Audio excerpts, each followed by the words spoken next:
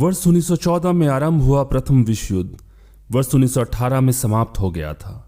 इस युद्ध में मित्र राष्ट्र विजयी हुए थे, जबकि जर्मनी और उसके सहयोगी देश ऑस्ट्रिया, हंगरी, बुल्गारिया और तुर्की पराजित हुए थे। प्रथम विश्व युद्ध के समाप्त होने के बाद वर्ष 1919 में पेरिस में एक शांति सम्मेलन आयोजित किया गया था, जहां पर इन 5 पराजित देशों के साथ अलग अलग संधियां की गई थी। इस दौरान मित्र राष्ट्रों की तरफ से 3 नेताओं का सर्वाधिक प्रभाव रहा था।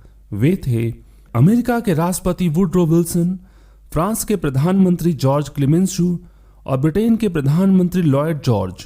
इस दौरान ऑस्ट्रिया के साथ जोन मेरे की संधि, हंगरी के साथ त्रियोनो की संधि, बुल्गारिया के साथ न्यूली की संधि, तुर्की के साथ सेवर्स की संधि और जर्मनी के साथ वर्साई की संधि की गई थी। इन सभी संधियों के परिणाम स्वरूप यूरोप के मानचित्र को पूर्णतः बदल दिया गया था और इन देशों के विभिन्न भूभाग कई अन्य देशों को हस्तांतरित कर दिए गए थे। कुछ नए स्वतंत्र राष्ट्र निर्मित कर दिए गए थे। ऑटोमन साम्राज्य का पूर्णतः विघटन कर दिया गया था और सबसे बढ़कर जर्मनी को पूर्ण रूप से छिन्न भिन्न कर दिया गया था। इसी दौरान अमेरिका के राष्ट्रपति वुडरो विल्सन ने 14 सूत्री कार्यक्रम प्रस्तुत किया था, लेकिन इसमें फ्रांस के द्वारा कुछ अन्य अपमानजनक शर्तें भी शामिल करा दी गई, जिसके परिणाम स्वरूप जर्मनी के आत्मसम्मान को अत्यधिक ठेस पहुंची थी। प्रथम विश्व युद्ध की समाप्ति के बाद फ्रांस के पेरिस में स्थित वर्साई के महल में 28 जून 1919 को यह अपमानजनक संधि हस्ताक्षरित की गई और इसे जर्मनी पर थोप दिया गया था। इस संधि में लगभग 440 धाराएं थी। उस समय लाचार जर्मनी के पास इन अपमानजनक संधि को स्वीकार करने के अलावा कोई अन्य विकल्प मौजूद नहीं था। इस संधि के कुछ प्रमुख प्रावधान थे। 1870 ईस्वी में जर्मनी ने फ्रांस को एल्सिस और लॉरेन नामक 2 प्रांत छीन लिए थे। वर्साई की संधि के माध्यम से ये दोनों ही प्रांत जर्मनी से वापस लेकर फ्रांस को लौटा दिए गए थे। जर्मनी को बेल्जियम, पोलैंड और चेकोस्लोवाकिया जैसे नवनिर्मित राज्यों की स्वतंत्रता और संप्रभुता को मजबूरन मान्यता देनी पड़ी थी। राइन नदी के बाएं तट पर और राइन नदी के दाएं तट से 50 किलोमीटर की दूरी तक जर्मनी का पुनः निशस्त्रीकरण कर दिया गया था। इसका उद्देश्य यह था कि जर्मनी किसी भी प्रकार की किलेबंदी न कर सके। नवनिर्मित पोलैंड राज्य की समुद्र तट तक पहुंच सुनिश्चित करने के लिए जर्मनी का डैजिंग बंदरगाह छीन लिया गया था। इसके अलावा जर्मनी का मीमल बंदरगाह लिथुआनिया को दे दिया गया था। इसके तहत यह भी निश्चित किया गया था कि अगले 15 वर्षों तक जर्मनी के राइनलैंड प्रदेश में मित्र राष्ट्रों की सेनाएं तैनात रहेंगी। इसके अलावा उत्तरी स्लेस्विक का क्षेत्र डेनमार्क को दे दिया गया था। ब्रेस्ट लिवोस्टोक की संधि के माध्यम से जर्मनी ने रूस का एक बड़ा भाग छीनकर अपने राज्य में शामिल कर लिया था, लेकिन वर्साई की संधि के माध्यम से रूस से छीने गए इस विस्तृत प्रदेश पर लटाविया, लिथुआनिया और एस्टोनिया नामक अन्य 3 स्वतंत्र राज्यों की स्थापना कर दी गई थी। जर्मनी से उसके विस्तृत उपनिवेशों पर सारे अधिकार छीन लिए गए थे और राष्ट्र संघ की मैंडेट प्रणाली के आधार पर उन्हें मित्र राष्ट्रों में बांट दिया गया था। चीन के शांतुंग क्षेत्र पर जर्मनी से सारे अधिकार छीन लिए गए थे और उन्हें जापान को दे दिया गया था।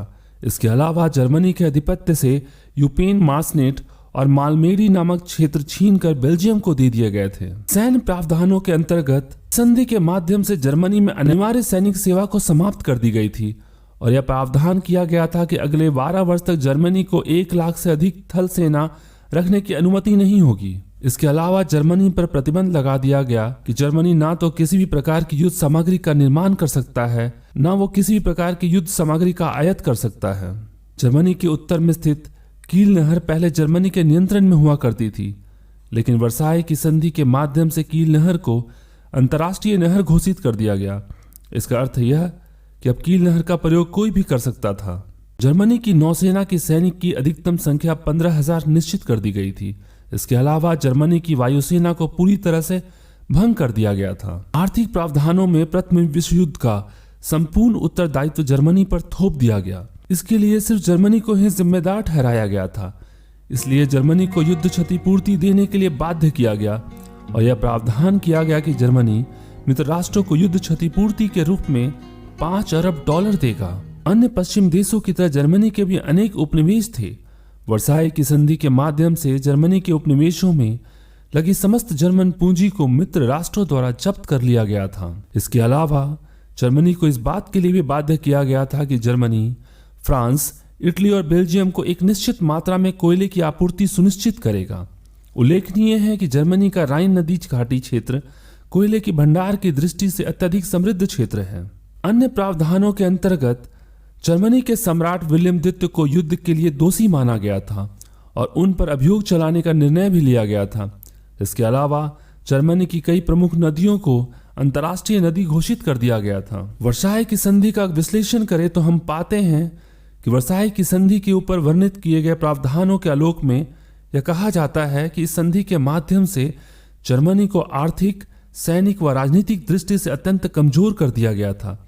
यह संधि न सिर्फ जर्मन वासियों के लिए अपमानजनक थी, बल्कि उन्हें इस बात के लिए भी प्रेरित कर रही थी कि समय आने पर वे इन परिस्थितियों को बदलें। विद्वानों के मतानुसार जर्मनी पर आरोपित की गई यह संधि यूरोप की समस्याओं का समाधान प्रस्तुत नहीं कर सकती थी, बल्कि इससे यूरोप की राजनीतिक समस्या को और अधिक उलझा दिया था। इस संधि के परिणाम स्वरूप प्रथम विश्व युद्ध बेशक समाप्त हो गया था, लेकिन यह संधि एक अल्पकालिक शांति ही स्थापित कर सकी, क्योंकि इसी बीच जर्मनी में हिटलर का उदय हुआ और उसने इन सभी अपमानजनक शर्तों को पलटने का प्रयास किया। नाजीवाद हिटलर ने जर्मनी के आत्मसम्मान को वापस लौटाने का संकल्प लिया और उसी के अनुरूप कार्य प्रारंभ कर दिया। अंततः इस संधि के ठीक 20 वर्षों के बाद 1939 ईस्वी में दूसरे विश्व युद्ध का आरंभ हो गया था।